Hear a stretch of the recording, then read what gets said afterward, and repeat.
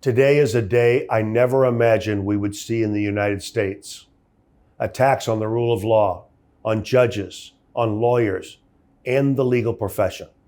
The apparent disregard of due process, and now attacks on the American Bar Association. All of this from our own government, and the frequency and intensity shows no sign of lessening.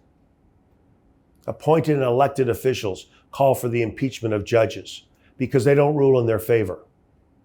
In the public hallways of Congress, an elected leader posted a wanted sign depicting the names and photos of judges who he believes should be impeached because of their judicial rulings. Elected officials of the government have posted social media messages and made other remarks criticizing judges and others in highly derogatory terms that should cause anyone to cringe. Why do our leaders believe such language and conduct is appropriate? As reported by reputable media outlets, some judges have received anonymous deliveries of pizza to their homes and the homes of their children. In some cases, the senders are reported to be names that conjure dark images of past violence against judges and their families. These are blatant attempts to intimidate judges. Where are the condemnations, investigations, and pursuit of the perpetrators? But the attacks are not limited to judges. Lawyers and law firms are attacked for the legal work they have done or the clients they have represented. The motive is clear and stated in the executive orders and social media posts. Lawyers know this conduct is wrong. Every state Supreme Court has said that a lawyer's representation of a client does not, and I repeat, does not constitute an endorsement of the client's political, economic, social, or moral views or activities.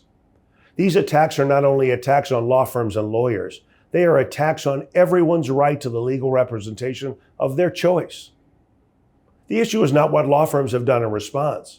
The question is why the executive branch is taking such actions that are contrary to the code of ethics adopted by all 50 state Supreme Courts. These unfair attacks have galvanized and unified the bar in a way we have seldom, if ever, seen. Governing boards of bar associations throughout the United States and the world have spoken in defense of the rule of law and condemned these actions. The words vary, but their message is clear, and their collective membership measures in the millions.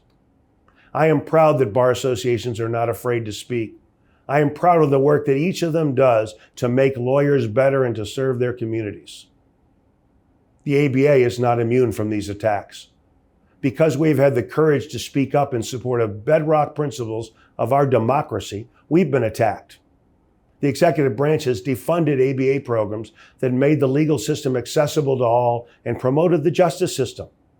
These have been funded by Congress and administrations of both parties for many years. The ABA is seeking relief in the courts for what we believe are wrongful actions by the executive branch.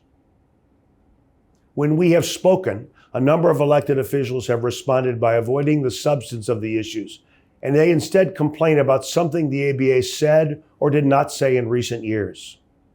Much of that narrative is false. For example, we have spoken 15 times in the last 8 years about criticism of judges. It does not matter who has said it, Republicans, Democrats, or independents. It was and is wrong, and we have said so. But let me be very clear on this point. It would not matter if we had never spoken. There is never a wrong time to stand up for what is right. And parents know this all too well. My wife and I raised 3 children. There were many nights when we agonized about the day and worried whether we had said the right thing to our kids or whether we should have spoken up when we were silent. We did not forfeit the right or need to speak another day. Instead, like you, we decided that the next day presented a new opportunity to do what was right and appropriate for our family. Well, for our professional family, today is the next day. We must all stand for what is right. No more threats against judges, lawyers, law firms, and bar associations. No more disregard for the rule of law and due process. I don't know what the future will hold. There will likely be more difficult days, more threats and attacks. But there is one thing you can count on. The American Bar Association will continue to stand and speak and act. Not because we're against any administration, but because we believe in standing up for the bedrock principles that have served our country for 250 years. The rule of law, due process, our judicial system, our profession. There are risks. Despite that, we will fight for what we believe in. It is not a fight we want, but it has landed on our doorstep, and we will meet the challenge. We may suffer, we may be bruised, but you will know who we are and what we stand for. There is a reason the American Bar Association exists. One of those reasons is to lead the profession in times like these when we must fight for the rule of law, our judicial system, and our profession. We need you. We need everyone to rally to the cause.